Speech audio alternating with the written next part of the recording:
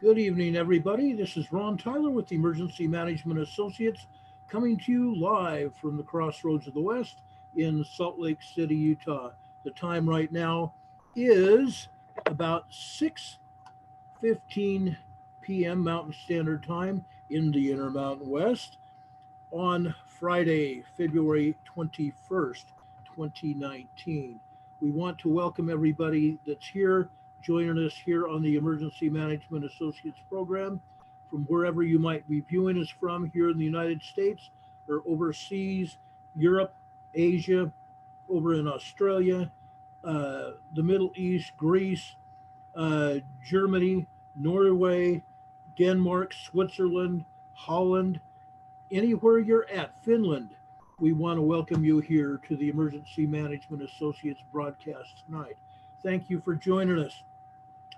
We have quite a bit we want to be talking about tonight, and I'm going to take these headphones off right now because I don't need them for this broadcast necessarily, except monitoring audio, which we have right now scheduled for just seconds ago and at the end of our program. But we have a lot to show you tonight. Yes, I am wearing my emergency manager hat. See, I'm wearing my hard hat tonight for various reasons, but I can. I'm wearing it because I can. How about that? That's a good reason enough for me. Anyway, what we're doing, what we have been doing, is quite a bit actually. We've been monitoring the internet literally everywhere today, trying to get as much information about the coronavirus as we possibly could. Um, we are going to show you an article right now from the Blaze Network. I'm going to take you to the Blaze Network. Coronavirus is much deadlier than the common flu, despite comparisons. New analysis shows. The situation doesn't seem to be improving in China. Notice the women are wearing masks, but the men are not. The two men here are not wearing masks, but the women are. The woman right here is. I don't know what significance that has, but that is a picture that we have here, coming from Getty Images, actually. Okay, the coronavirus that is infecting thousands of people per day in China is much deadlier than the common flu, according to a new analysis by the Centers for Disease Control and Prevention in China. In China, some in downplaying the severity of the coronavirus outbreak have pointed out many people die from the common flu every year. During the 2017-2018 flu season, 61,000 people died. Although the coronavirus has not yet registered such a high number of fatalities, basically, folks, all the information I can gather, basically, they are lying about what is going on. That's why that number isn't larger. They're lying about it. Again, and I've said this on many other programs that we put out before this, I've said this on many programs that they have lied about it. Funeral homes are saying that they are cremating anywhere from 200 to 700 people a day. People are getting buried. People are getting buried. Um, I've seen holes that they've dug in the ground, and they've got bulldozers pushing bodies into the hole. So that tells me something right there. One, they're not counting the number of deaths, and two, they don't care, and they're not going to tell anybody because of human rights violations. They're scared that the UN might get involved. They're scared that the United States would say, okay, you've lied to us. You're not reporting stuff. You're not letting us come in and either assist or find out what's really going on. And then we cut off all aid to China and they'll get pissed. So they're not telling us everything. Okay? They're not telling us everything. Although the coronavirus has not yet registered such high numbers, early analysis indicates there is a reason to be more concerned about the coronavirus than the flu. That analysis of 44,672 coronavirus patients, and this was last week. These are as of February 11th, where only 11,023 people had died, with a fatality rate of 2.3. Figures released on a daily basis suggest the rate has further increased in recent days. Okay, that is far higher than the mortality rate of the seasonal flu. Still, skeptics might argue that a 2.3% death rate is not significant enough to be concerned about. But the Hills, Sager, and Jetty noted that such a rate compared with estimates about the potential scope of the virus's spread could result in millions of deaths. People saying a 2.3% mortality rate is nothing to worry about. Some predictions say 70% of the global population could be infected. Let's say it's 40%. That means 64 million people died or would die. 40 to 70% estimate comes from Harvard public health professor Mark Lipstitch, who told the Wall Street Journal that a global corona pandemic is likely. I think it is likely we'll see a global pandemic, Lipstitch said. It's a pandemic. If a pandemic happens, 40 to 70% of the people are likely to be infected in the coming year. China announced Tuesday that the total number of coronavirus cases was at 72,436, with a death toll of 1,868 people. Okay? That's according to the Blaze today. And the numbers that China was reporting were as of Tuesday this week. They're far higher than that. I heard earlier today that the the numbers were around 78,000. Okay, which is another 6,000 higher than they were reporting on Tuesday. But the fact of the matter is, we're not getting the full poop on what's going on. Okay, this is coming from the Global Health Policy COVID-19 virus tracker, updated as of today, February 21st, 2020. Okay, total deaths here. Total deaths. Okay, these are numbers reported by every country. Again, this was 75,569, supposedly as of today. But like I said, I've seen other numbers as high as 78,000 total cases. Confirmed deaths, 2,239. That means 4,000 more people have died just in China alone. Just in China alone. The numbers here of deaths: Japan 3, Republic of Korea 1. Going down here to France, 1 there. 2 in Iran, 1 in the Philippines.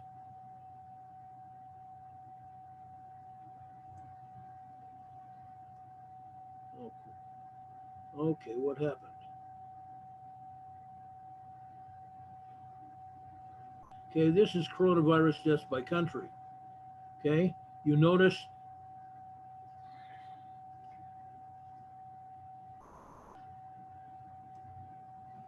You notice over here in China, there's deaths throughout the country.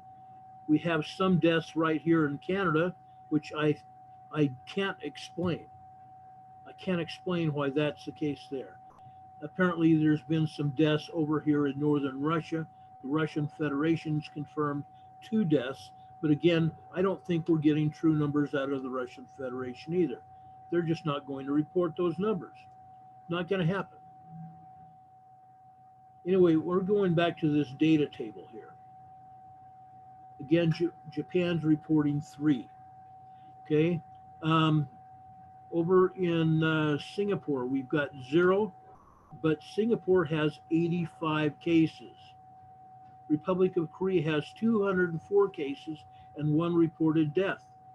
Japan has 727 cases and 3 deaths. Okay? And one of those deaths is American. One of the Chinese deaths here, 2,239, that death is, one death there is American as well. So far, it says we've got 15 reported cases here in the United States. As of yesterday, I had 39. So they're not reporting everything either. Okay? And these supposedly come out of the CDC, these numbers supposedly come out of the CDC. And yet they're only reporting 15 cases here in the United States. As of yesterday, I had 39 cases. There were 15 cases alone in California. There's cases in California, there's cases in Washington State, Montana, North Dakota, there's cases in Nebraska, there's cases in Texas, cases in Florida, cases in Georgia, Atlanta, Georgia. Where are they coming up with this 15 number? That's bullcrap. That's what that is. It's bullcrap. So anyway, I wanted to show you that information as well because I think it's beyond crazy. It's completely beyond crazy. Let me get rid of this screen. Let me pull up some more information for you. I think you're going to be astounded by what we're going to find here.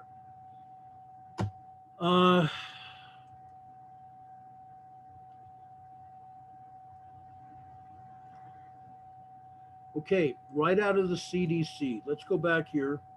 Let me show you this out of the CDC.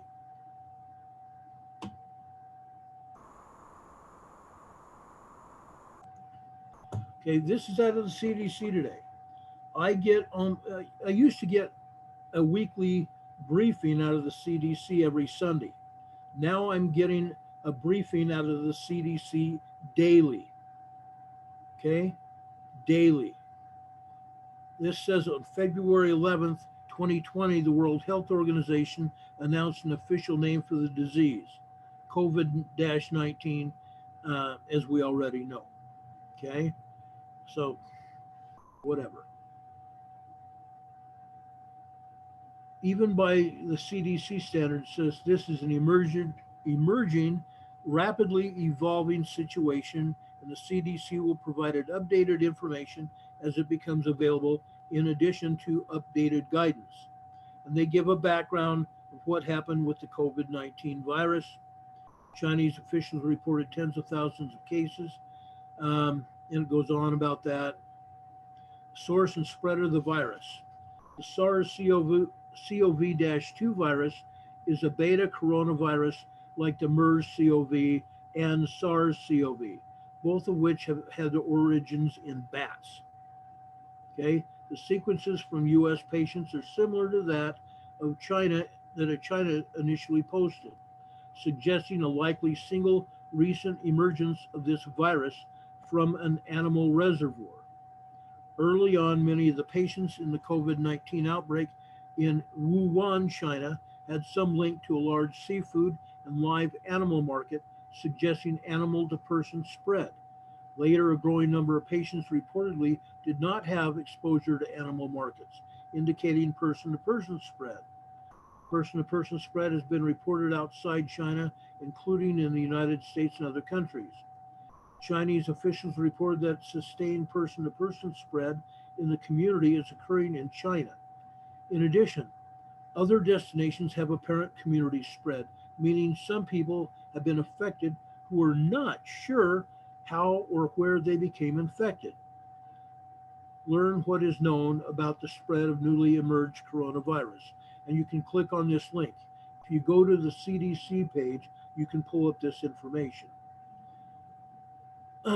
Situation in the United States. Imported cases of COVID-19 in travelers have been detected in the U.S. Person-to-person spread of COVID-19 has also been seen among close contacts of returned travelers from Wuhan. But at this time, the virus is not currently spreading in the community in the United States. The U.S. government has taken unprecedented steps related to travel in response to growing public health threat posed by the new coronavirus, including suspending entry into the United States of foreign nationals who have visited China within the past 14 days. Measures monitor the health of those who are allowed entry into the United States, U.S. citizens, residents, and family who have been in China within 14 days are also being implemented. Illness severity. Both MERS and SARS have been known to cause severe illness in people. The complete clinical picture with regard to COVID-19 is not fully understood. Reported illnesses have ranged from mild to severe, including resulting in death. Then it has learned more about the symptoms associated with COVID-19 here. Risk assessment. Outbreaks of novel virus infections among people are always a public health concern. The risk from these outbreaks depends on characteristics of the virus, including how well it spreads between people, the severity of resulting illness, and the medical or other measures available to control the impact of the virus, for example, vaccine or treatment medications. The potential public health threat posed by COVID-19 is high, both globally and to the United States. The fact that this disease has caused illness, including illness resulting in death and sustained person-to-person spread in China, is concerning. These factors meet two of the criteria of a pandemic. It's unclear how the situation will unfold, but risk is dependent on exposure. At this time, some people will have an increased rate of infection.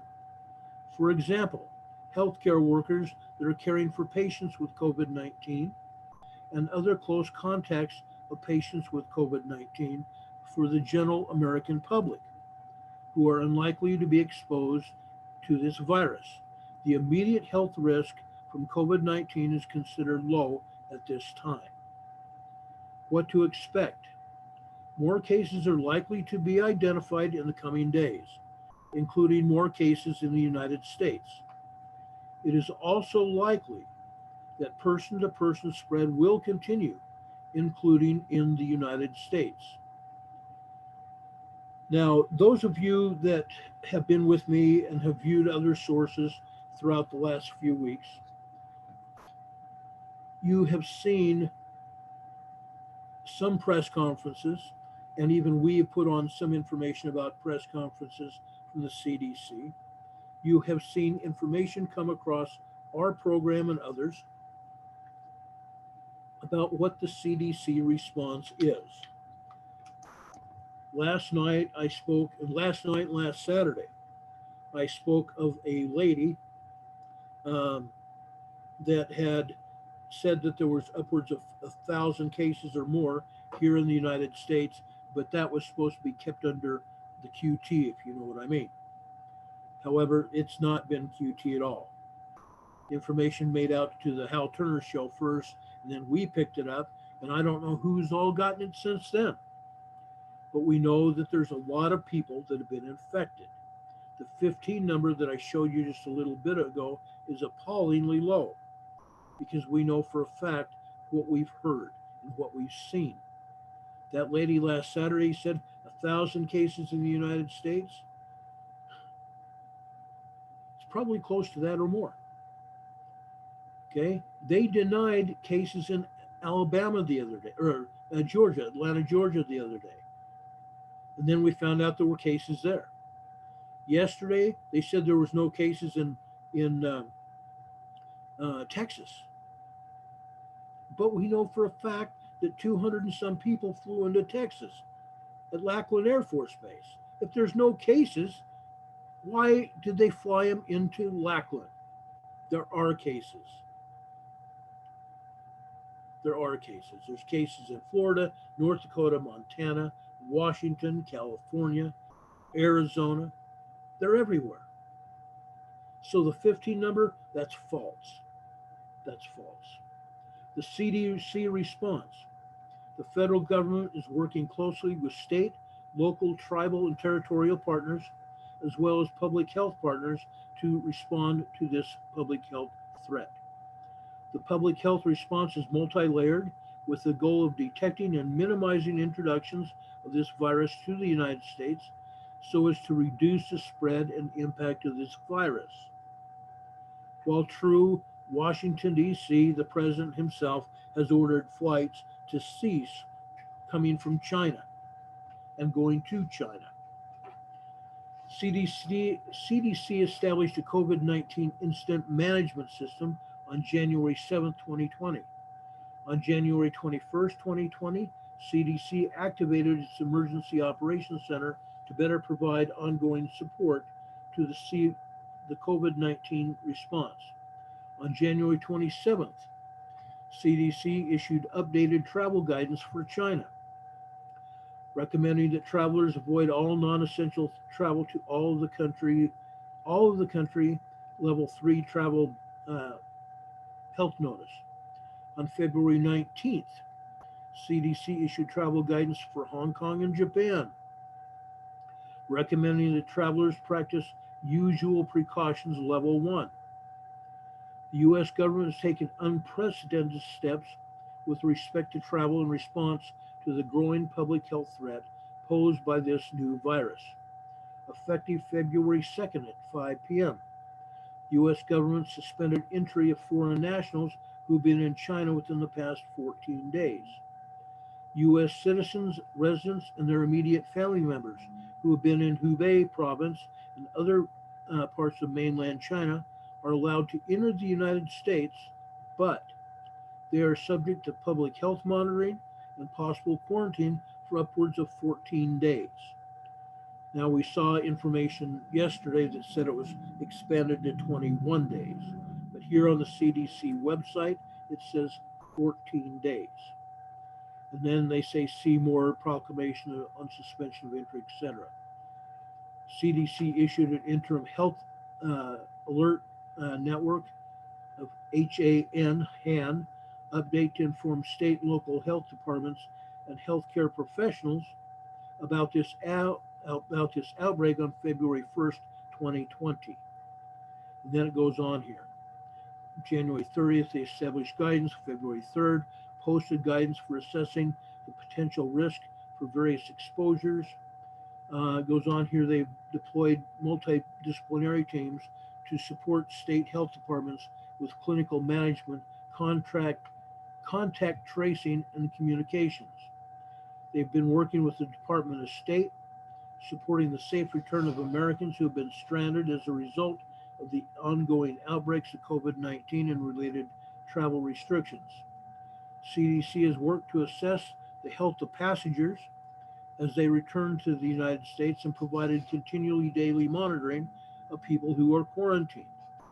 Okay, including that case in San Diego that was botched up, where they took the person out of the isolation at Miramar Marine Corps Air Station, took them to UCSD, and before they got to UCSD, they had to return the woman back to Miramar Marine Corps Air Station because they found out that CDC had not done their job and analyzed her fluids for the virus. How that could happen, who knows? Who knows? They've gone 2 days. CDC had not reported back to the health professionals at Miramar Marine Corps Air Station, and as a result, they were transporting her back or transporting her to UCSD when all of a sudden they got the message to return. So that's the story on that. Even CDC can't completely do their job. That's government employees for you. And I've talked about that before in the past too. Let's go down here. CDC recommends, while the immediate risk of this new virus to the American public is believed to be low at this time, everyone can do their part to help to spread or to respond, to respond to this emerging public health threat. It's currently flu and respiratory disease season anyway in the United States. CDC recommends getting a flu vaccine, taking everyday preventive actions to help stop the spread of germs, and taking flu antivirals if prescribed. Now, I'm not going to tell you to take vaccines. Honestly, I do not believe in flu vaccines because, as I stated yesterday, when I've had the flu vaccine in the past, I've gotten the flu. Guess what, folks? I haven't had the flu since not getting the vaccine. So it ain't going to happen. Second, if you are a healthcare provider, be on the lookout for people who recently traveled from China and have fever and respiratory symptoms. Now, I've talked to quite a few, and I won't mention any names or where they worked, but I've talked to quite a few healthcare professionals who don't believe that there's even an issue. Fact. A lot of these healthcare professionals have said, we don't believe there's really an issue right now. It's blown out of proportion. That's what we're hearing. Okay? That's what we're hearing. Okay? Next, fourth. If you've been in China or been exposed to someone sick with COVID-19 in the past 14 days, and you will face some limitations on your movement and activity. Please follow instructions during this time. Your cooperation is integral in the ongoing public health response to try to slow the spread of this virus. If you develop COVID-19 symptoms, contact your healthcare provider and tell them about your symptoms, your travel, and your possible exposure to a COVID-19 patient. For people who are ill with COVID-19, please follow the CDC guidance on how to reduce the risk of spreading your illness to others. Okay, now I've done that. Okay, they are saying don't go directly to the hospital. Call your healthcare professional on the phone and explain to them, 1, your symptoms, 2, if you've done any traveling, 3, if you've been exposed to any certain individuals, and how many people are in your home that you may have been exposed to or they may have been exposed to you. That's the first method to do it. If at some point you are instructed to go to a healthcare facility, a clinic, emergency room, hospital, wear a mask. Wear a mask. Second, wear gloves. Okay? 1, you don't want to contaminate anybody else, and you don't want their germs on you. Whether they have COVID-19 or not, there's a reason they're either in a clinic, a hospital, or in the ER.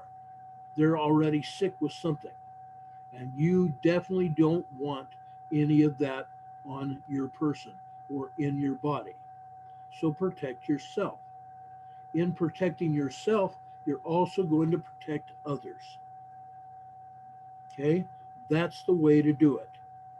I did see one hospital, I don't remember where it was, that actually put a sign on their door.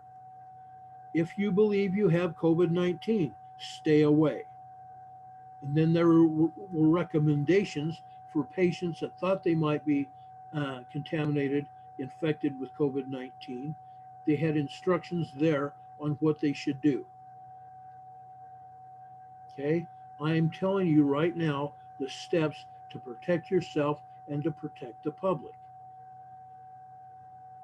Okay, that is the policy. That is the policy, folks. Okay, I just read it to you. I just read it to you. I want to make sure that you are protecting yourself. We told you last night that that's exactly what we were going to talk about tonight. And we are, aren't we? We are. Now, there is something else here that I want to bring out too. Okay? I'm going to show you this.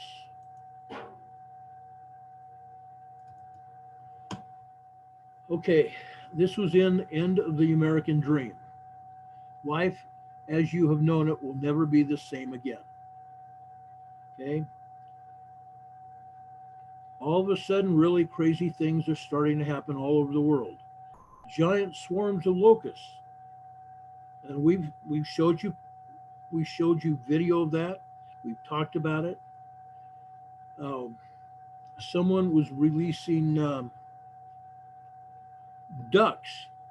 Somebody was releasing ducks yesterday to eat these locusts. Yeah, they'd released ducks. Back in the day, in the 1800s, when settlers first came here to the Salt Lake Valley, they had huge swarms of locusts. And what did they do? They prayed for help. Back in the day, they had nothing. Those settlers here in the Salt Lake Valley, those pioneers, arrived with almost nothing except a shirt on their backs. And then they built huts and cabins and things to protect themselves. But the locusts destroying their crops, that's what started happening. They started praying for help. And there's even a monument here in the Salt Lake Valley to the seagull. The settlers here in the Salt Lake Valley were praying for help. They were praying for help. And guess what? The seagulls came and ate the locusts. Let me look at this here. Seagulls, Salt Lake City. Should come up with the information here. The miracle of the gulls. Okay. Wikipedia's got it. Okay. Like I said, there's even a monument here. This is the seagull monument at Temple Square, showing a seagull at the top of the monument. Okay. The miracle of the gulls is an 1848 event, often credited by the Latter-day Saints Mormons for saving the Mormon pioneers' second harvest in the Salt Lake Valley. While absent in contemporary accounts, later accounts claim that seagulls miraculously saved the 1848 crops by eating thousands of insects that were devouring their fields. The first crop was planted in 1847, just a few days after they entered the valley, after the settlers entered the valley, which was very late in the growing season. And they produced a meager but utilizable crop. The following spring, using seed from the first harvest, they planted their second crop, only to watch in dismay as crickets attacked. Less than 2 years prior, in 1846, many of them were saved by a quail that flew into their camp on their trek to the Salt Lake Valley and made available as food. The traditional story is this. After Brigham Young led the first band of Latter-day Saints into what is now Salt Lake City, Utah, the pioneers had the good fortune of a relatively mild winter, although late frosts in April and May destroyed some of the crops. The pioneers seemed to be well on their way to self-sufficiency. Unfortunately, swarms of insects appeared in late May. These insects, now called Mormon crickets, because of this incident are not true crickets, but instead belong to the Catiid family. Having ornamental wings, they are unable to fly, but instead can travel in huge swarms.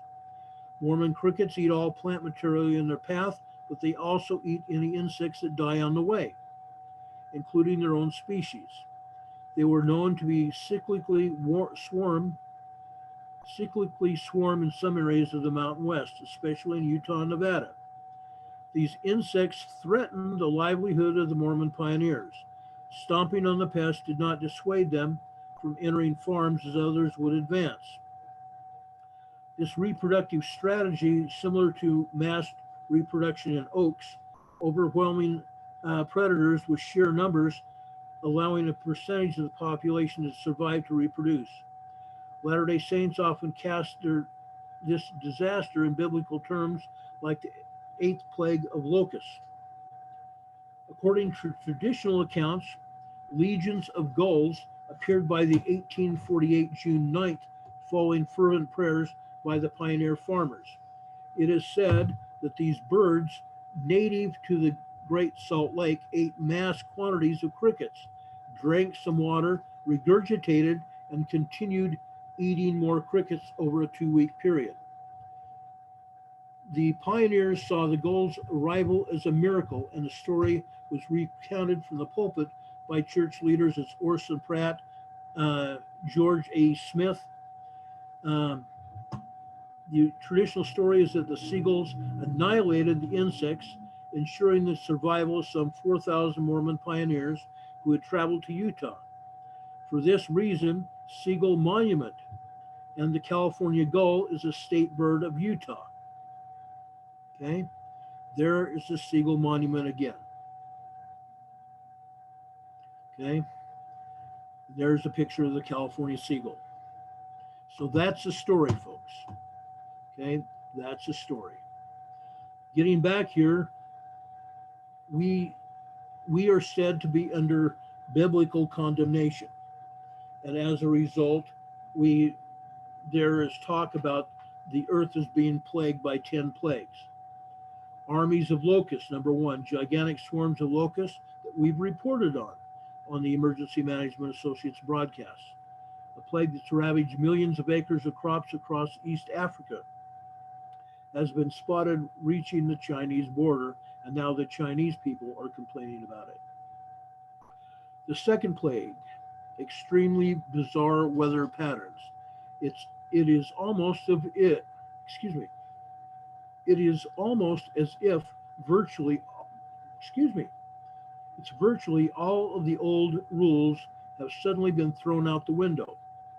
An all-time record of 209 mile per hour wind gusts just hit California, and absolutely crazy storms have been happening all over the planet. For example, just what took place over in Australia recently, or last weekend over in Europe, over in England and Wales and Scotland, with unheard of 159 mile per hour winds and 100-foot wall of water that hit Wales. Okay, Sydney, Australia had been thrown into chaos by a devastating storm that saw 2 months of rainfall in just 2 days, forcing mass evacuations, leaving 150,000 homes without power, prompted warnings not to drive to work. The storm dumped 40 millimeters of rain on the city over the weekend, causing mayhem for commuters Monday morning, with roads blocked, ferries canceled, and trains suffering major delays across the network. Number 3, unprecedented flooding all over the world. We saw flooding in Europe happen during the past 2 to 3 weeks. We've seen flooding ever since last summer over in India and various other places. In Jackson, Mississippi, hundreds of residents either watched their homes flood over the weekend or worried their residence would soon be drenched as the Pearl River crested Monday at 36.8 feet, the third highest level ever recorded, behind only 1979 and 1983. Calling the Jackson floods historic and unprecedented, Mississippi Governor Tate Reeves said in a Sunday press conference that we do not anticipate this situation to end anytime soon. It will be days before we are out of the woods and the waters recede. That's what the governor said there. But we've also showed you uh, earlier this week in one of our videos that the Mississippi had been flooding as well, not just um, not just this Pearl River. Major earthquakes, and we're going to be talking about earthquakes very shortly here. Really big earthquakes are happening with much frequency now that is very difficult to write about them all. For example, and we talked about this, we had a video about this uh, that we have over on our YouTube channel. We showed it here on the Emergency Management Associates on Freedom Revolution Network. But that 7.7 earthquake struck off the coast of Jamaica, between Jamaica and Cuba. But I have been so busy, it says he's been so busy writing about other disasters that he's not even been able to mention about this 7.7 earthquake. We did. And not only 7.7 earthquake um, along the Cayman Ridge over there near Jamaica, but also the 8.4 and 8.0 earthquake in Puerto Rico back on December 28th, and also the 8.0 a week later over in Siberia, Russia. Okay, so earthquakes all over the place. Here it talked about a 0.4 foot, 4-inch tsunami in the Cayman Islands. 4 inches. That's nothing compared to the huge tsunami that hit Fukushima, Japan. How about the one that hit Java, Indonesia, after that monster quake down there? One of Indonesia's most active volcanoes, Mount Merapi, that we've been talking about. Mount Merapi erupted about a week or so ago. The eruption that we've gotten out of Merapi in the last week or so was the largest and most powerful eruption since 1930, an estimated 2,000 meters into the air. Lava, hot molten lava, and magma, molten magma, and ash was thrown into the air, 2,000 meters. That's 6,000 feet of lava and hot ash spewing from the Merapi volcano. But that's not the only volcano that's been erupting. We've got Mount Ibu, we've got Dukono, we've got Krakatau, Merapi. That's 4 just in Indonesia alone. And we've had as many as 7 just in Indonesia and Papua New Guinea. So we've had a ton of volcanoes, and we keep talking about the volcanoes literally all over the world. By the way, folks, Stromboli volcano over there in Sicily is erupting down out of 3 different vents on 3 different parts of the volcano, and lava is coming down. Okay, Etna over there is also erupting. Okay, 6, this is one of the plagues, the coronavirus we've been talking about. 7, the African swine flu is going on. We've talked a little bit about that. The H1N1 swine flu. Unlike the African flu, the H1N1 swine flu can kill humans. Of course it can. It did back in the early 2000s. We were talking about it about 2006 when I was in Colorado still. We're talking about how to secure neighborhoods. And because the streets were laid out in such a manner, it was going to be a simple issue of how to secure neighborhoods so we could make sure that the disease would not spread.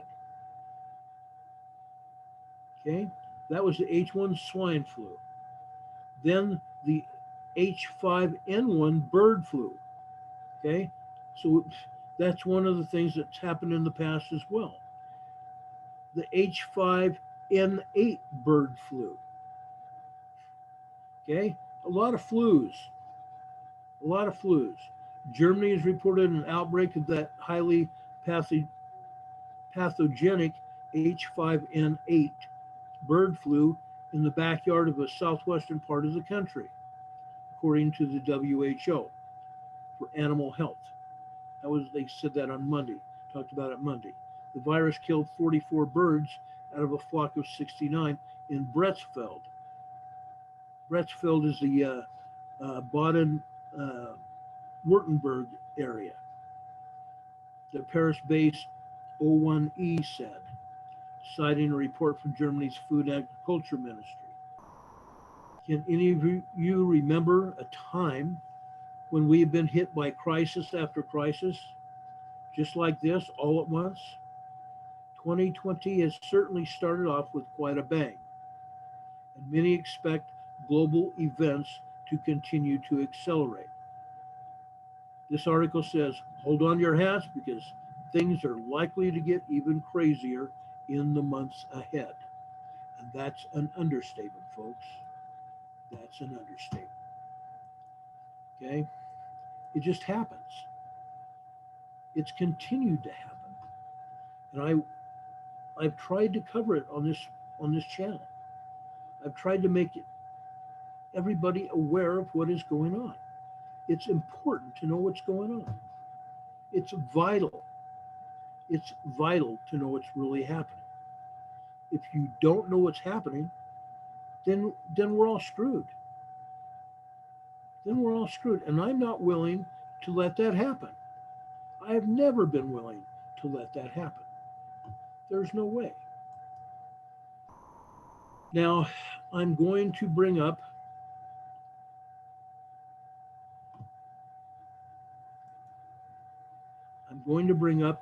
a map. As we have explained before, we have two different agencies we get information from. One is the USGS, the United States Geological Survey, and one is the EMSC. Why do we get information from both agencies? Number one, the USGS does not report everything and hasn't been reporting everything. Today, they are reporting there's 54 earthquakes. 54 earthquakes. Let's go down here and let's go over to one of my favorite places to go.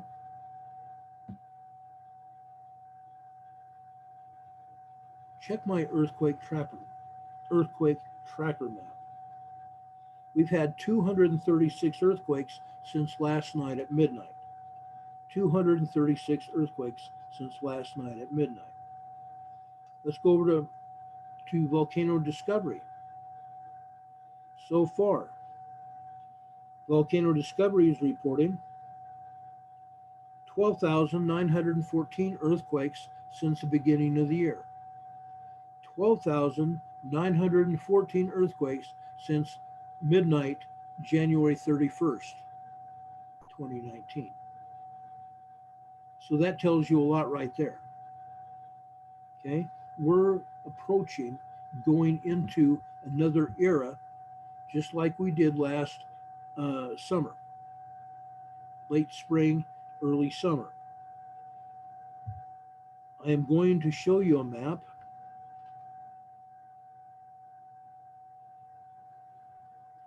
Right now, I'm going to show you one map the USGS has got here.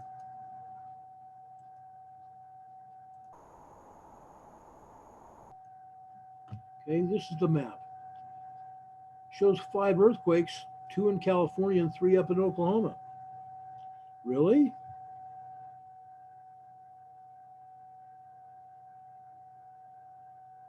Remember the movie? I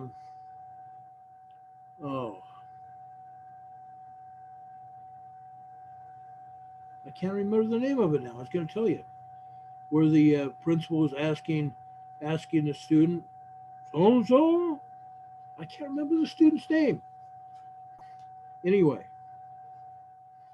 look at the earthquakes that the EMSC is showing us here. That's the United States. As you can see, look at what the USGS is showing us, 5. And yet the EMSC is showing 100 earthquakes in California. Just in California.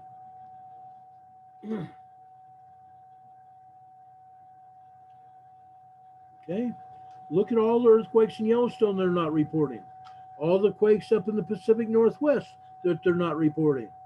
Why not?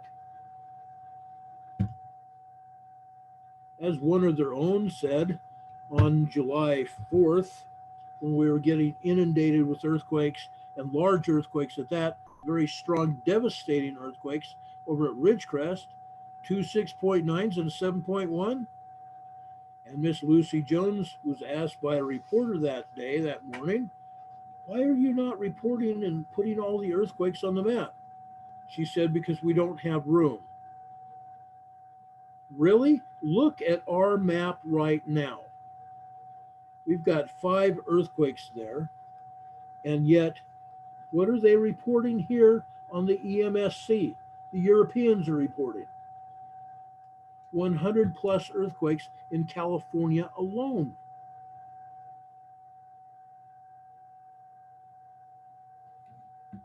I have an issue with that. I have a real issue with that. Okay. I'm going to break from my tradition because 95, 97% of the time we start in the South Pacific. And yes, we have earthquakes to talk about in the South Pacific. But I'm going to talk right now about an earthquake that happened up here in the Aleutian Islands this morning. Right now they have this as a 5.2. Folks, guess what? They say it's a 5.2. I'm going to show you something. We're going to go over to the scientist back page. Okay, we're going to look at the origins of this earthquake, the magnitudes. Okay, I was just going to show you a screenshot, but guess what? They have not changed the scientist back seismologist study page.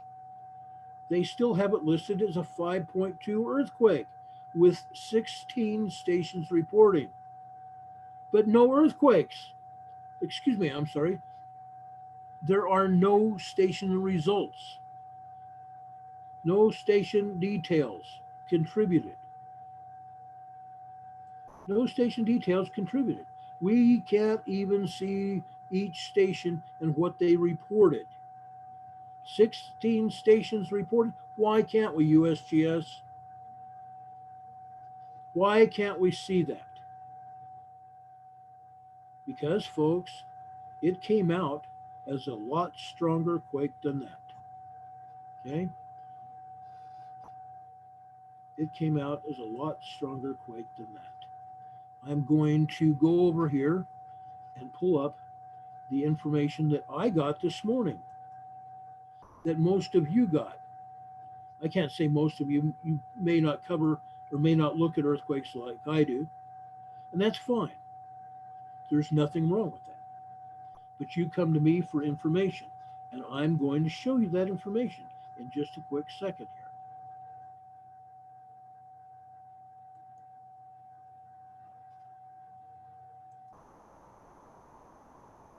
Just a quick second here. Doggone it.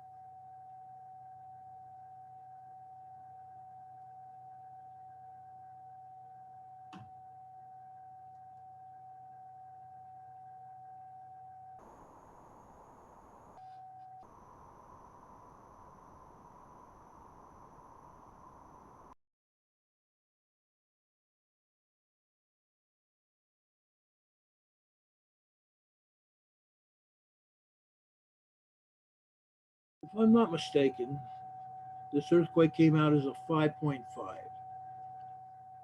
And I don't really care. this point. I thought it came out as 5.5. 5.5. I might be mistaken. And if that's the case, I'm sorry. But I have the information right now in front of me on my email saying it was a 5.2 magnitude earthquake in the Andreanof Islands, Aleutian Islands. So I'm going to go back here. I'm going to go back here and open up that earthquake map for you. I just showed you that they had not given us the information for that earthquake, and that's fine. That's fine. But I find it appalling that even after some 12 hours since the earthquake happened, that they have not even published the information. They know doggone well how strong this earthquake was, but they're not showing the stations. They're not showing what happened because they know people like me will be all over them about it. But anyway, this 5.2 magnitude earthquake struck about 12 hours ago. There have been aftershocks. There's one aftershock here of a 4.6 magnitude earthquake. Okay, it's right, these earthquakes are just north of this earthquake fault, the Aleutian Island fault. The islands are right north of there. Okay, so it's likely that nobody living any great distance from this earthquake even felt it. It happened in the water, and as we've talked about before, there's dampening done in the water near the epicenter. And by the time the seismic waves hit the populated land, there's very little shaking, or a lot less shaking than originally happened at the epicenter. Okay, now I did find a drone submarine that was launched right before the 7.7 magnitude earthquake near the Cayman Islands. And unfortunately, I tried to bring it up so I could show you that video. And it was done by the National Geographic Society. And I couldn't show it on the video. It wouldn't allow me to show it. So I can't show it to you guys, unfortunately. But anyway, this earthquake, 5.2 in the Aleutian Island chain, almost in the center of the Aleutian Island chain, and it has one magnitude 4.6 moderate aftershock. And I think there's probably a few more that they're just not even telling us about. Okay, this was near Amatinek Island. Amatinek Island's over right here, just north and east of there. So it was near Amatinek Island, southwest of Amatinek Island. Okay, so that happened there. That was one large earthquake. Okay, let's look at some other earthquakes that hit today. And again, the USGS is not going to show them to you. Well, we've got one that we can show you, a 3.1 near Ridgecrest, California. Near Ridgecrest, California, 14 kilometers, approximately 8 miles east-northeast of Ridgecrest today. So that's significant, a 3.1 at Ridgecrest, but that's not the only one. It's not the only one. Okay? So in fact, let me show you. Again, USGS isn't going to show you everything. Okay? Let me show you what really happened over near Amatinek Island today.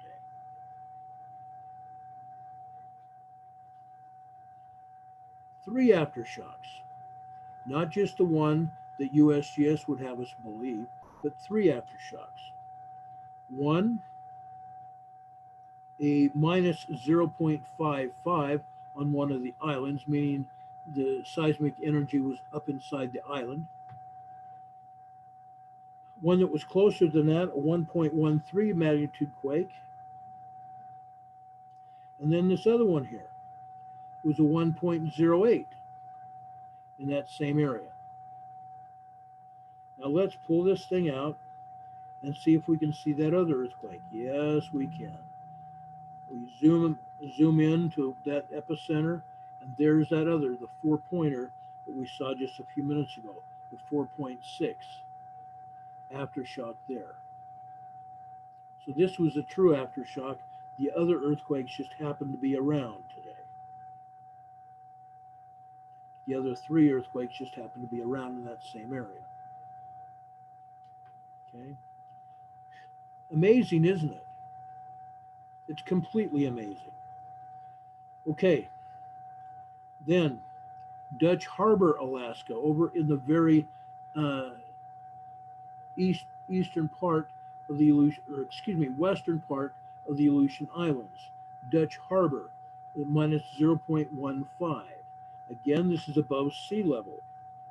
So let's go see where this earthquake hit. Above sea level. Can you imagine where this might be? Near a small volcano. Near a small volcano. Minus 0.15. Okay? On one of the small islands on the westernmost point of the peninsula of Alaska. Okay?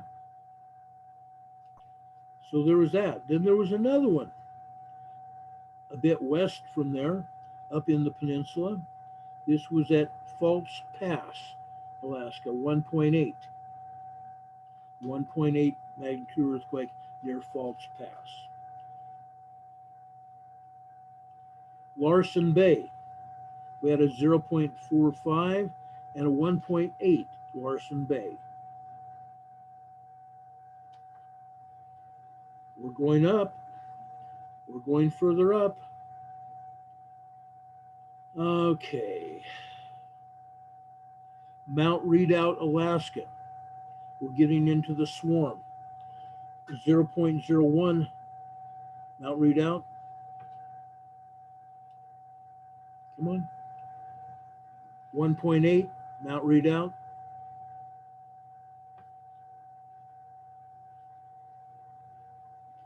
And just north of there in what they call Willow, Alaska, we have a 1.1. 1.1 there. Okay. Then look what happened around Anchorage. In the Cook Inlet just south of Anchorage. 1.6, a 2.5 near Kenai. I'm sorry. 2.5 there, just south of Anchorage there.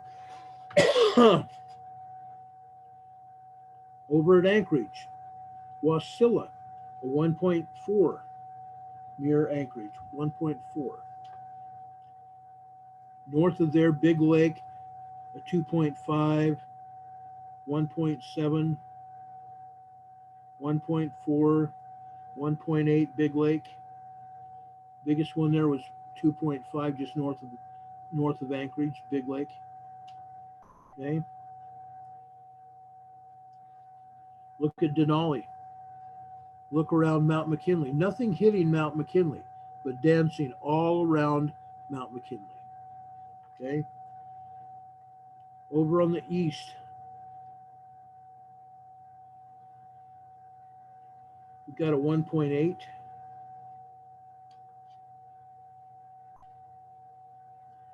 1.8, 1.4. 1.8, 1.4 over there on the east. South end of McKinley, we've got a 1.4. A 2.0 on the southeast end. 2.0 southeast end. Let's go north. A 2.0 on one of the northeast flanks. Going further northeast, we have a 1.7. So dancing around Mount McKinley, we've got a bunch of 1s and a 2. And here's a 1.9 at Healy, or near Healy, Alaska, 45 miles west of Cantwell. We have a 1.9 just directly north of Mount McKinley. Okay, that's what's really going on there. And the swarms continue. We continue to have a lot of swarms up and around the peninsula and going north towards McKinley.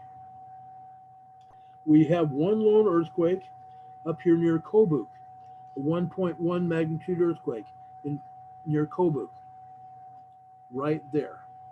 Kobuk this time last year had a 6.3, so this is probably still an aftershock of that 6.3.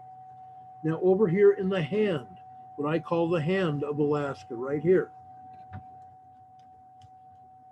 we have two earthquakes over here in the hand. In the western part, northwestern part of Alaska, we have a 1.9 and another 1.9. Two 1.9s over here in the hand of Alaska. Okay, interesting, huh? And look how close that is to Russia. There's a strait of water between the two countries. Okay, interesting, huh? And today, up in the northern part of Canada, near the Alaskan border and near the North Shore up there, we had a 3.3, and this is near Fort McPherson, a 3.3 Fort McPherson, Canada. 3.3 up in the upper parts of Canada up there near the North Shore, a 3.3 earthquake, Fort McPherson. Okay, fun, huh? Lots of fun today. All right.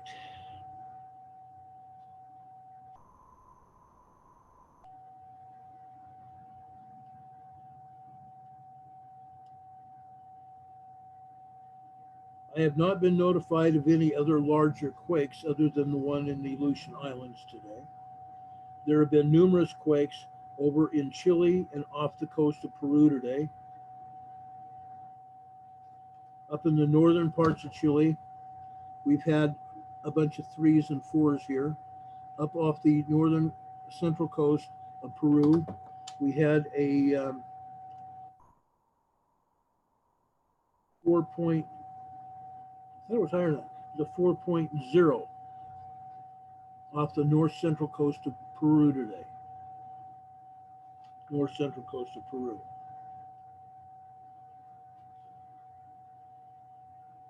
As I said, up here in northern Chile, this is a 3.4 near Arequipa, Parinacota, Chile. Over here in Tarapaca, Chile area, they've had numerous earthquakes. Antofagasta is a 3.0 here. Nothing but 3s all through that area here in northern Chile. Small swarm there. Told you about that one off the coast of Peru. Over in Colombia, Mosquero, Colombia, we had a 4.8. 4.8 and a 3.6 just south of there. 3.6 just south of there. Over at the border of Colombia and Venezuela, we had a 4.6 today. 4.6. I am going to go over and show you Puerto Rico today because we've had some 3s and 4s over here in southwestern Puerto Rico today. We had some 3s and a 4 over here in southwestern Puerto Rico. It's still going, and it's going to continue to go. That was not a 6.4 earthquake or a 6.0 earthquake. Sorry, you don't get this many earthquakes just by a 6.0 or 6.4. It was an 8.0, then an 8.4, and a total rupture of the plate. Total plate rupture. That's why we're getting these earthquakes. That's why we're getting these earthquakes. Now, there was talk. Our friend Dominic said there was oil drilling going on. They're blaming the oil drilling. But I think it's a plate rupture that's causing those. Over off the northwestern coast of Puerto Rico, we've had two other earthquakes, a 3.0 and a 2.94. 2.94 and a 3.03 earthquake off the northwest coast of Puerto Rico. Okay, north of the Mona Strait. Off the southeast corner of the Dominican Republic today, we had a 3.1. Over on the north central part, actually not north central, just say the northeastern part of Dominican Republic, we had a 2.7. Both of these are out in the water. Out in the water. There might have anybody near the coastal area may have felt it if they were right on the coast, depending on the bedrock. North central, just north of central Dominican Republic, we had another 3.0, and it was right on the Cayman Trench. Right on the Cayman Trench, just north of the Dominican Republic, north central Dominican Republic. Okay, that's what happened there. Costa Rica, I want to show you that. Larry, our friend, is over in Belize, not that far from Costa Rica, so we'll show this. A 3.6 in northern Costa Rica, province Cartaga. Province Cartaga is that earthquake. A 3.5 south there in Provincia Punta Arenas. Provincia Punta Arenas, Costa Rica. Okay, that's 3.6. And the other one is in southern Costa Rica, and it was a 3.0. A 3.0 there. So 3 earthquakes in Costa Rica today. Over in southern Mexico, we're still getting large swarms there. I think, like I said, I believe we're preparing to get hit by another 5.0 there in southern Mexico. Okay. That's just a brief overview of what's going on. Now it's already 7:30. I did want to talk about preparedness for coronavirus tonight, and I'm going to. But we still have some earthquakes here in northwestern Washington. Let's talk about that in Oregon and also in Yellowstone today. Near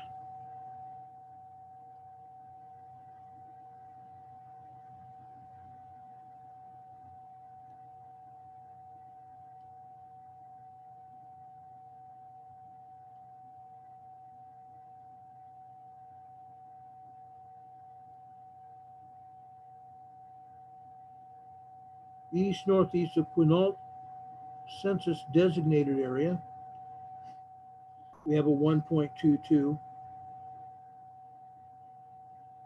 1.22 up there.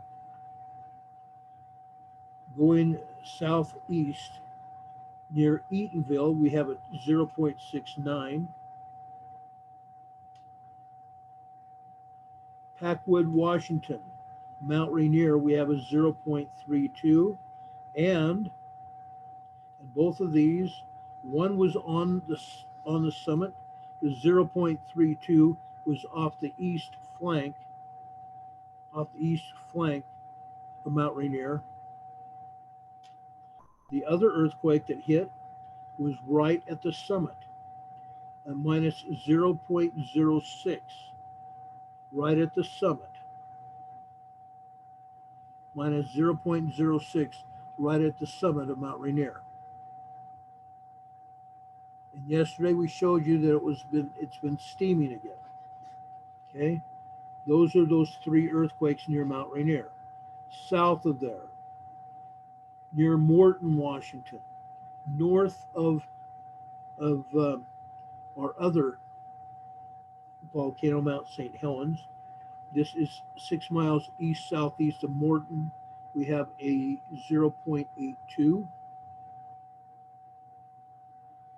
0.82. Come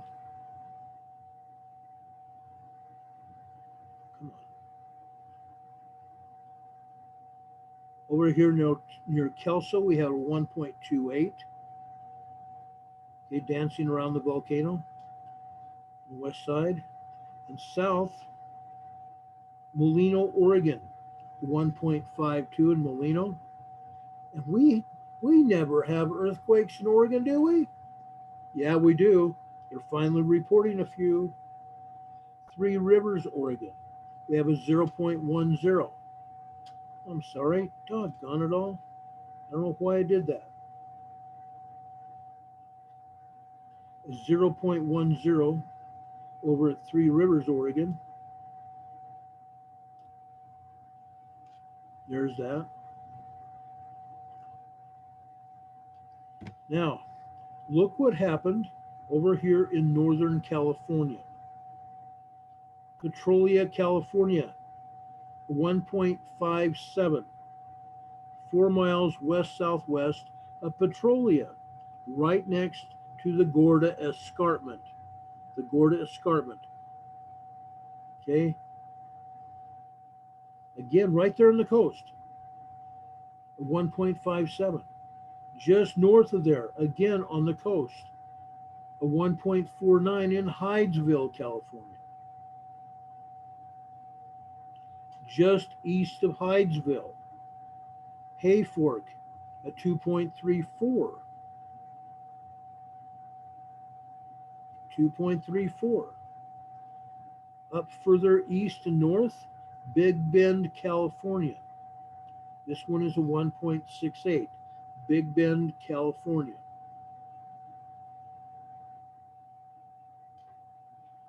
South of there, southeast, Quincy, California, 0.7. Okay, let's go over here north of the geysers. Redwood Valley, 1.08. 1.08, right next to it, just south of there. Also in Redwood Valley, 0.90. South of there, Boonville, California, 1.94. West of there, also in Boonville, 0.75. Then we have the geysers. The geysers right there. 20 plus earthquakes over in the geysers, Sonoma County. The man-made geothermal power plant, pulling steam out of the Clear Lake volcano to power turbines to generate electricity for 4 different electrical companies up there in California. Okay, let's go further south. Portola, California, 0.94 today, 0.94. Okay, that's north of San Francisco. Diablo, 1.53. Where do we know the Diablo from? Diablo Power Plant, the nuclear power plant, Diablo, California. Alum Rock, northeast of San Francisco. Excuse me. Yeah, northeast of San Francisco. Alum Rock, 0.7. Morgan Hill, a 2.12 today. Morgan Hill.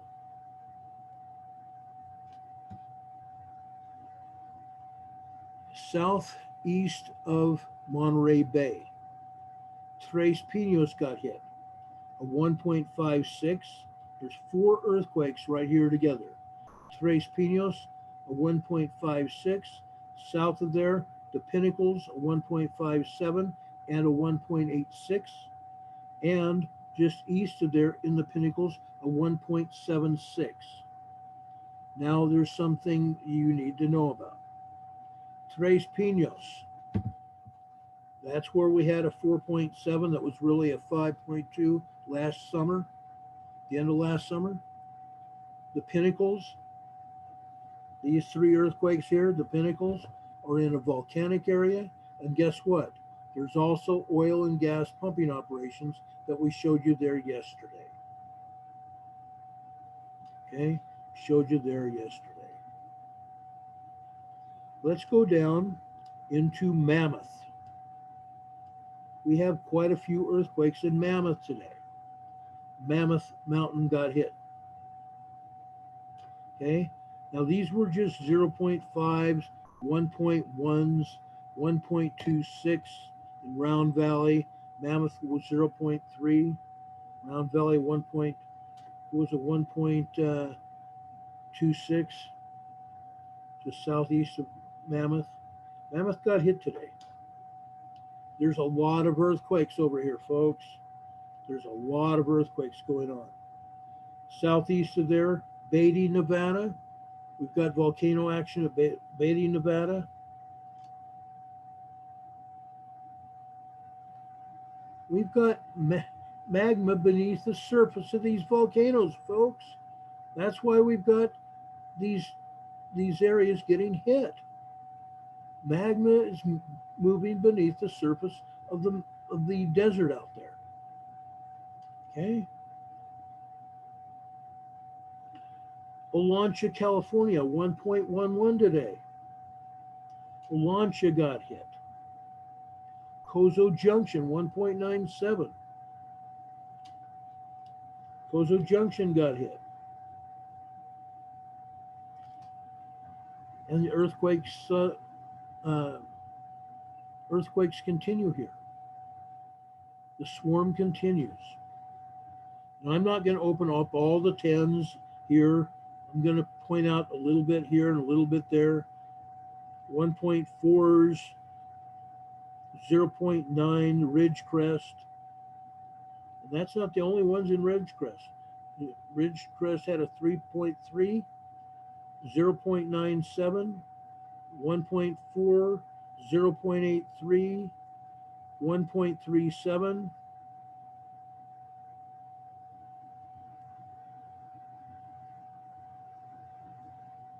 3.09. Ridgecrest got hit all over the place. And Searles Valley, Little Lake got hit. Okay? The swarms continue, folks. The swarms are up and down through the Mojave. And see how they go? One straight line, just like they did last year. And I'm not pointing them all out.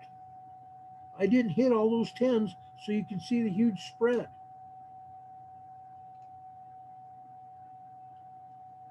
It's happening all over the place. Johannesburg got hit, 1.36 along the Garlock.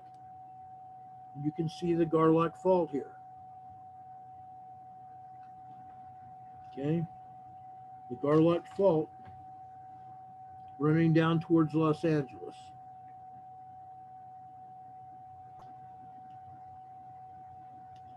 Further out there, Mojave, California, 1.01. That whole area got hit today. Castaic, California, 3.52. 3.52 in Castaic. Stuff is happening.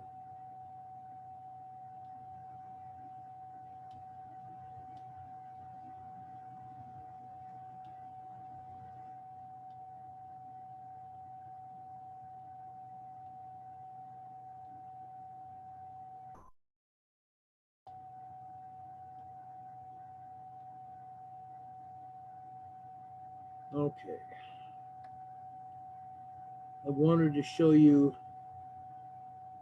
right near Castaic, there's oil and gas pumping operations in the hills there, but it's not letting me go down and show you those.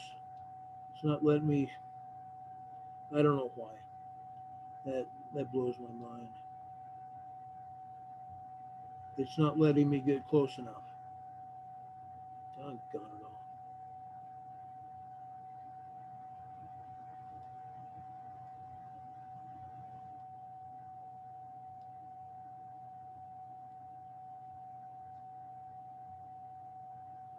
Oh well, that's all right. But anyway, a 3.52 in Castaic, California. All right, let's go south.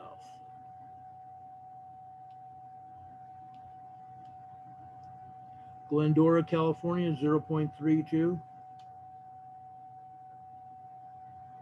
Rancho Cucamonga, Riverside, California, 1.62. Riverside County. Anza Gap, huge swarm of earthquakes in the Anza Gap, just like last summer. Warner Springs, California, got hit. Warner Springs is 0.26. It's part of the Anza Gap group. Aguanga, California, 1.42, North San Diego County. Palomar Observatory was hit, 0.92 today. Palomar Observatory. Going south from there, Lake Henshaw, southeast of, or east of Escondido.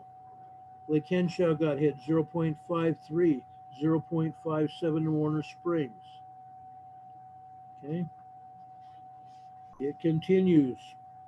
Borrego Springs, northeast San Diego County, 1.77. Borrego Springs, 1.07. This is up in the hills east of San Diego, northeast of San Diego, Borrego Springs.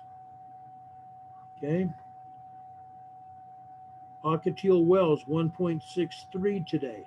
Pine Valley, 1.39. Pine Valley is on the San Diego side of the Chocolate Mountains. Ocotillo Wells is from the summit of the Chocolate Mountains going east, a 1.63, going east towards the Salton Sea. Okay. We have earthquakes over there near the Salton Sea as well. Just east of the Salton Sea near Oasis, California. Oasis, California got hit today. That was 0.6. Just south of there, Ocotillo Wells, a 1.59 on the north or the south northwest side of the Salton Sea there. Okay.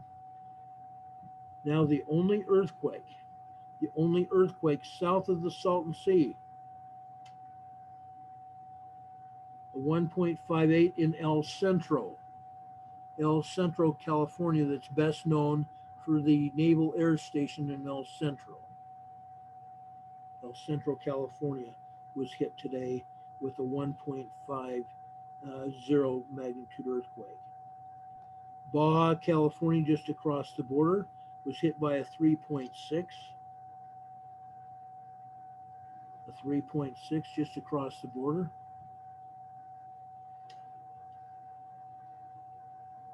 Now there's one other earthquake here. They call it Delta, Baja, California, 2.19. Okay. And we're not going to go any further into Mexico. We've already told you about the swarms in southern Mexico. Okay. Unfortunately, we did not cover Yellowstone, but we're going to right now. Yellowstone, Frenchtown, Montana. And this is in the Yellowstone magma chamber, folks. Frenchtown, Montana, 0.64. Southwest of there, Challis, Idaho, the westernmost point of the Yellowstone magma chamber. Challis, Idaho was hit by a 1.37. Directly east and north, we come up to Whitehall, Montana, with a minus 0.41 up inside of a mountain. Minus 0.41, Whitehall, Montana. Right next to there, Three Forks, Montana, 0.75.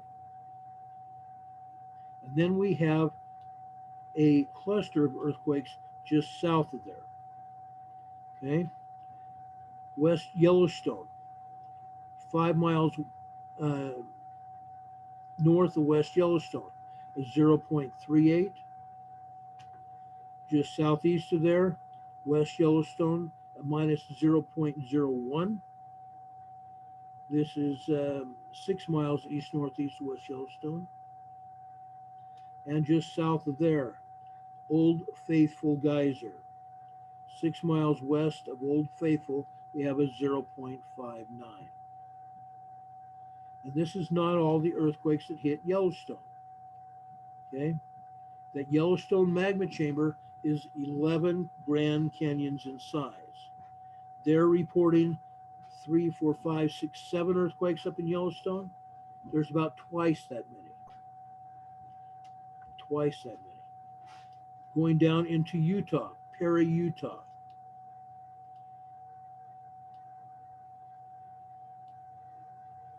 Okay, I'm showing you the Great Salt Lake here, and I'm showing you Perry, Utah, a 1.58 magnitude earthquake. 1.58 magnitude earthquake. Now, why did that happen? Can you say volcanic action? There's a remnant of a volcano there. A remnant of a volcano right there near the earthquake. North of there, more lava outcropping. That was north of there. East of there,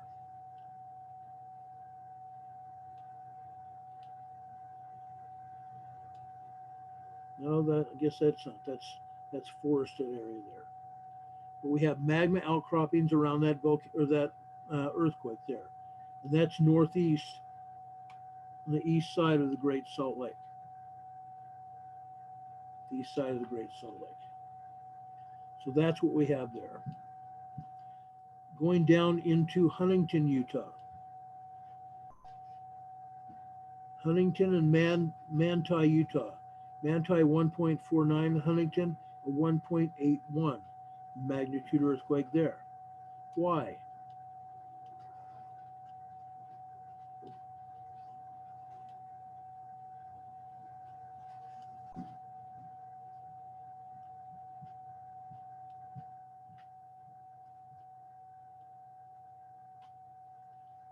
Oil and gas pumping operations.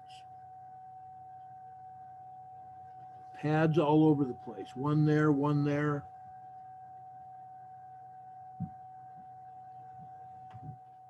One up there. 1, 2, 3, 4 there. There's a lot more than that. Oil and gas pumping operations. And that's near Huntington, Utah. Okay. Huntington, Utah got hit. Manti, Utah got hit. 1.49 there. This was up in the hills up above Manti.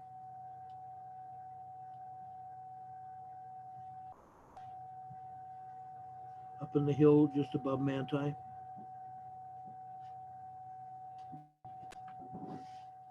So my friends in Utah, my Mormon friends know where these areas are. Okay, let's go over to the central part of the country. Let's talk about Oklahoma. And I'm not going to sing Oklahoma tonight. Fairview, Oklahoma, a 2.91 earthquake. Again, every one of these earthquakes is in oil and gas pumping operations. Fairview, Oklahoma, 2.91. Bison, Oklahoma, 1.89. Right next to it, Orlando, Oklahoma, 2.50. Oh, darn it. 2.50. That's in Orlando, Oklahoma. South of there, Minco, Oklahoma, continues to get hit at 2.6 in Minco. Minco, Oklahoma. Then we drop down to Alex, Oklahoma, 1.59. Again, these earthquakes are in oil and gas pumping operations there in Oklahoma.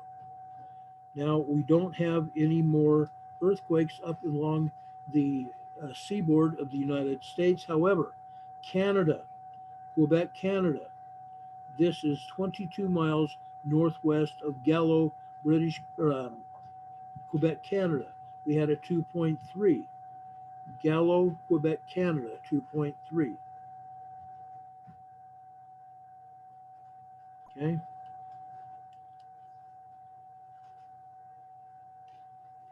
2.3 way up there in Canada.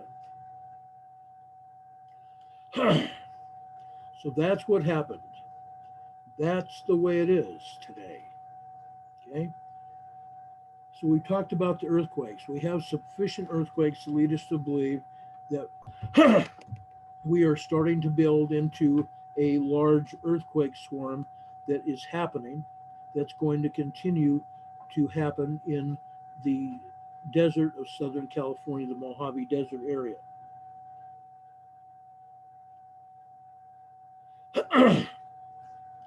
Surgery is hiking up in Butterfield Canyon, Utah. Just sent me a message from Butterfield Canyon, Utah.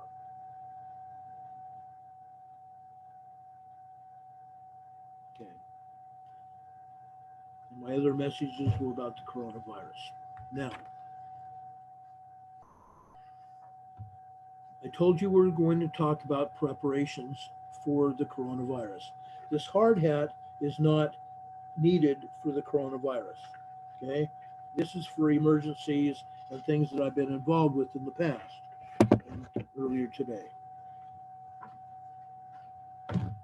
Goggles. It's going to be essential for protection from flus, viruses, and including the coronavirus. Now, my mask, properly put on. Okay? I didn't touch my face. I wrapped the straps around my ears. Okay? Then I'm putting on my goggles, a firm fit around my eyes and my forehead.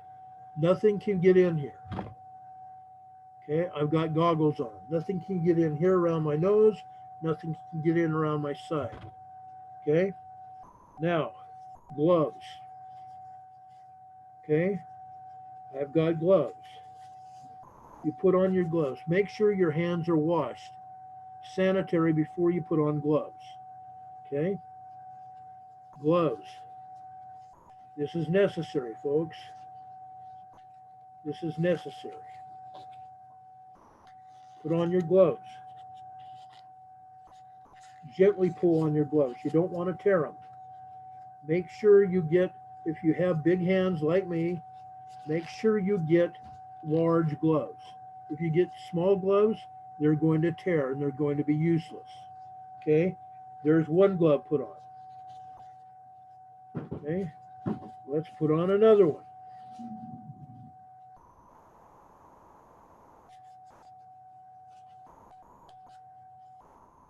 Now, some of you that have wedding rings and stuff like that, you might want to take them off if you can. If you can. Big, huge solitaire diamonds and stuff like that are going to tear through these rubber gloves. Now, you can get heavy-duty kitchen-type gloves. Okay? That are vinyl, that are rubber, that are latex. Some people have latex affinities, have allergies. Gloves. Okay? Now, how do you take off gloves? Simple. You grab the one corner here and pull it off. Okay? You pull it off. And you pull the fingers just like this. Pull the fingers just like this. And before you get it completely off, you do the same thing from the other glove. See? I'm pulling it off, pulling off, pulling off, pulling off, pulling off, pulling off, pulling off. Okay? Then, see how easy that was? I didn't touch the outside of the glove, did I? Not once did I touch the outside of the glove. Then you can throw it in the trash. Put it in a plastic bag. Okay?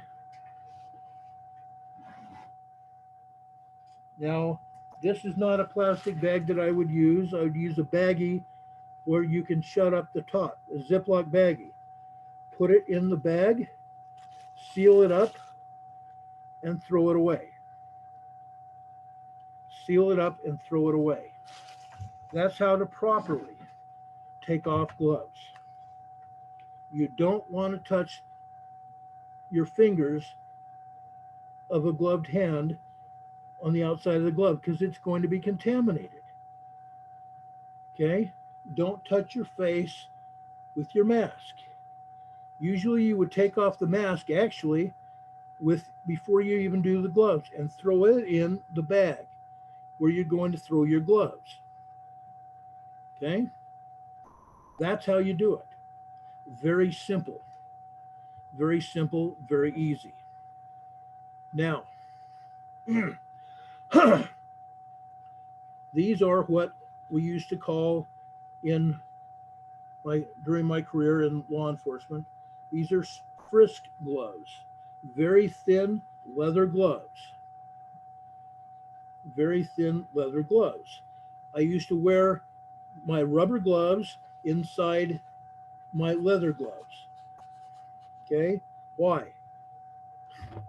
My leather gloves could be contaminated. If something got inside the leather, through the leather, and got into the rubber glove, my hand would still be pretty well protected, wouldn't it? Now, I've had to disinfect these gloves many times because I touched somebody. These have been disinfected so many times it's not funny. And it's hard to disinfect leather. Okay? But again, you take them off the same way. Okay? That's how to dispose of gloves. That's how to do it. Simple, easy peasy way to take care of business. Now I'm going to go over, I know it's all but 8 o'clock.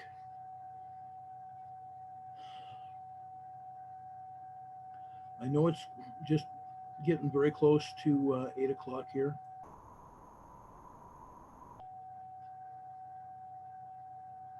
I'm going to pull up the chat room here. And I know I've been busy. I know I haven't been able to pay attention to chat. And I'm sorry about that. But I'm here.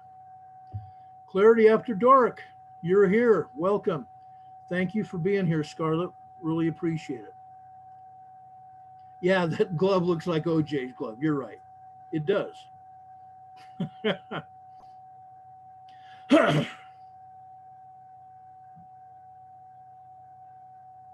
Honey Butters, it's good to see you too. Lisa, it's good to see you. Yeah, you'll have to watch it again. There's a lot of good information. We spent almost half the program talking about the coronavirus, but we felt it was necessary. There's a lot of information there. A lot of information. Connie, it's good to see you. Marshall, thank you. By the way, your book's en route, Marshall. Thank you. Cindy, it's good to see you. Irish, hello. Susie. Pamela's here. Awesome. Scarlet's a riot, Pam. Scarlet is a riot. I've spent a lot of time, hours with Scarlet. She's a riot. You think she's funny? She's a riot. Yeah, Lisa says, I'm telling you, I work in a hospital and we are not informed. Yeah, unfortunately, nobody's taking it seriously. No, my throat just dried out. I don't have coronavirus. I'm not sick.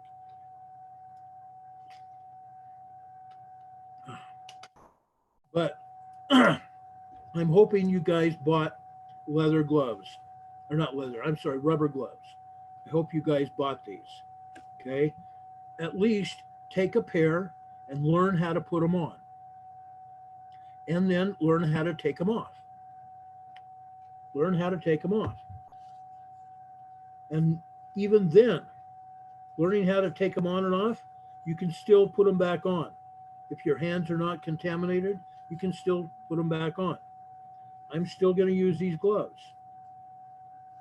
Okay? I'm going to still use these gloves.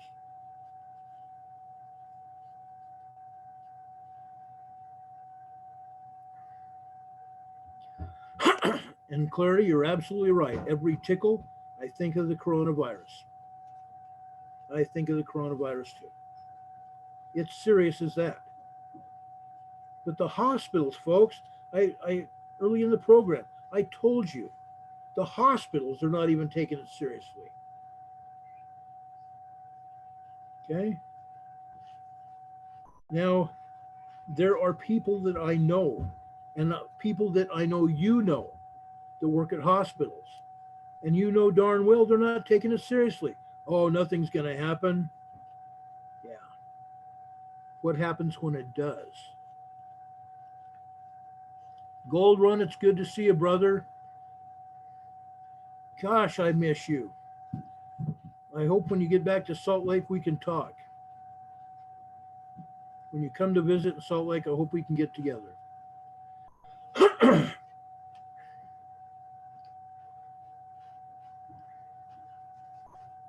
Susie says she has mild COPD. I'm so glad it's mild. I've seen somebody just dropped some plates upstairs. Wow. Sorry about that, folks.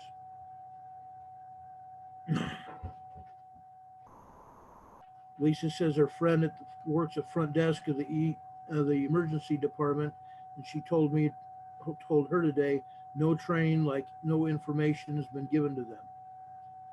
She said she'll fix it next week. I hope you do, Lisa. I hope you can fix it, because your hospital is not the only one. Your hospital is not the only one that's not taking this seriously.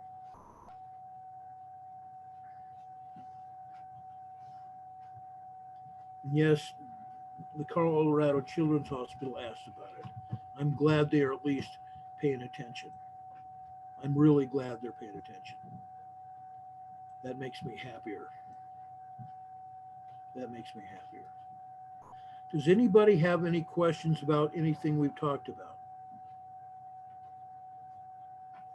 We can stay on another few minutes.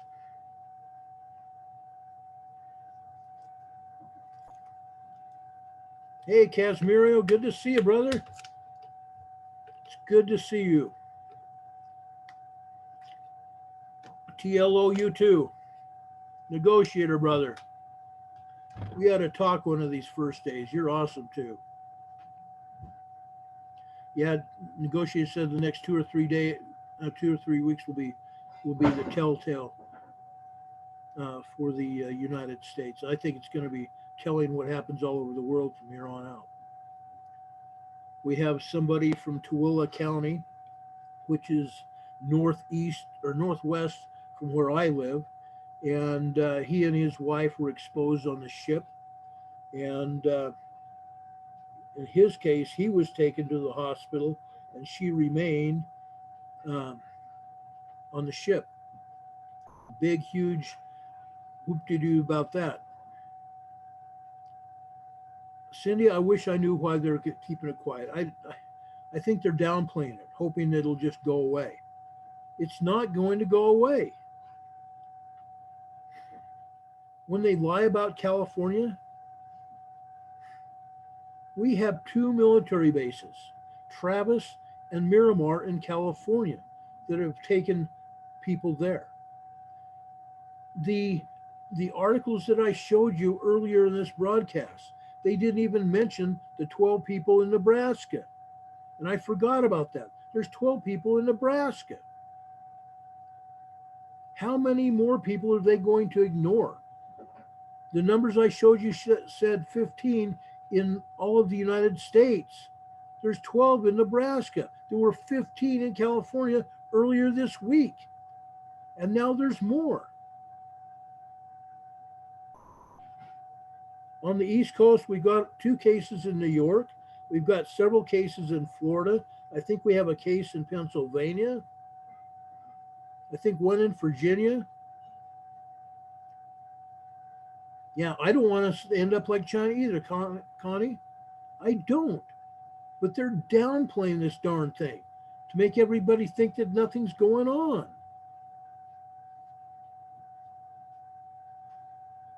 Cindy, I heard there were 1,000 throughout the United States. I haven't heard 1,000 in California yet. I don't understand these stupid people. And yes, I'm calling them stupid because they think we're stupid.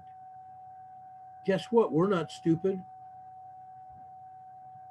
Buffalo's been parts of Buffalo or somebody in Buffalo's got a quarantine individual. Yeah, they're lying to our faces. They don't care. Thanks, TLO, for saying that. Appreciate it, brother.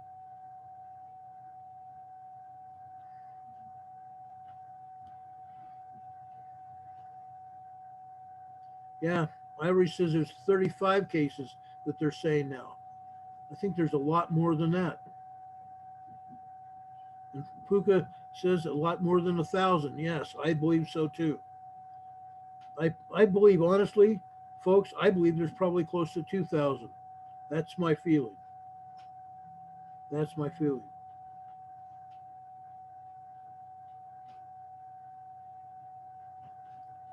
Thanks, Robin. Yes, I'm telling it. I'm telling it like it is.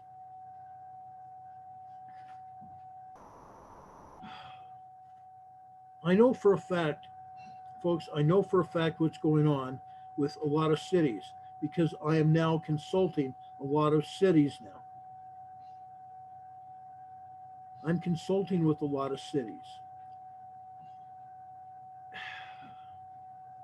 It's amazing. Sooner or later, I'm going to be consulting with a good deal of the United States all over again. I've done it with earthquakes. I'm probably going to be doing it with coronavirus. I've got more information than a lot of places because I've done consulting. I have a lot of contacts. You know, I've been there, done that. Been there, done that. I'm not going to let people pull the wool over our eyes. I'm just not.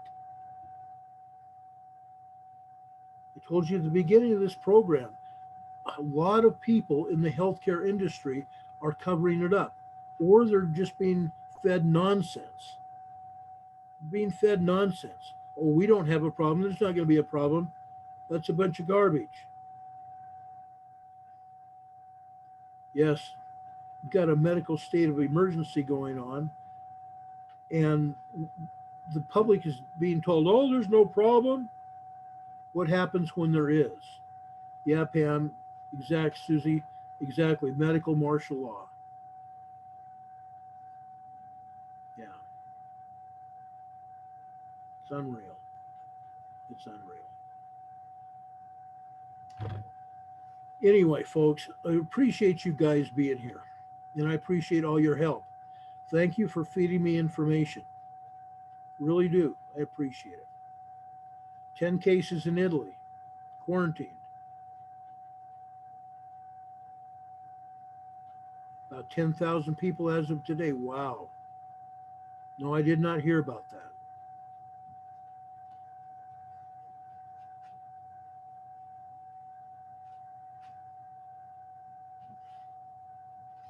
It's unreal. Thank you, TLO. You guys are awesome. You guys really are. We have the best audience in all of YouTube, all of all the world. I really believe that. Larry Hagman, uh, or not Larry, Doug Hagman, um, all you guys, Dave, everybody. I think we have the best audience. I really do.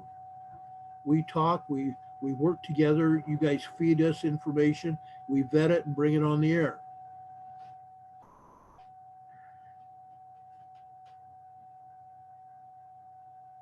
Yeah, tomorrow's the caucus in Nevada.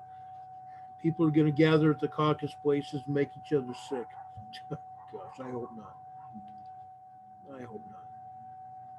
Anyway, guys, thank you so much for being here with us. We really, really appreciate it. Scarlet, thank you for being here, dear. You're such a great sister, and we love you to pieces. We really do. We really appreciate you helping us out with everything, um, being part of our program, being part of Emergency Management Associates. We really appreciate it. We really do. We love and appreciate you all. Please, yes, Casmirio, wear a mask. That'd be great. That'd be great. And don't touch anybody. Hand butt them or something else. Don't don't high five them. Don't shake hands. In this day and age with everything going on, I'd be very careful. I'd be very careful. Marshall, thank you so much too. We appreciate that. We try to get these good shows. We try to give you information that you need.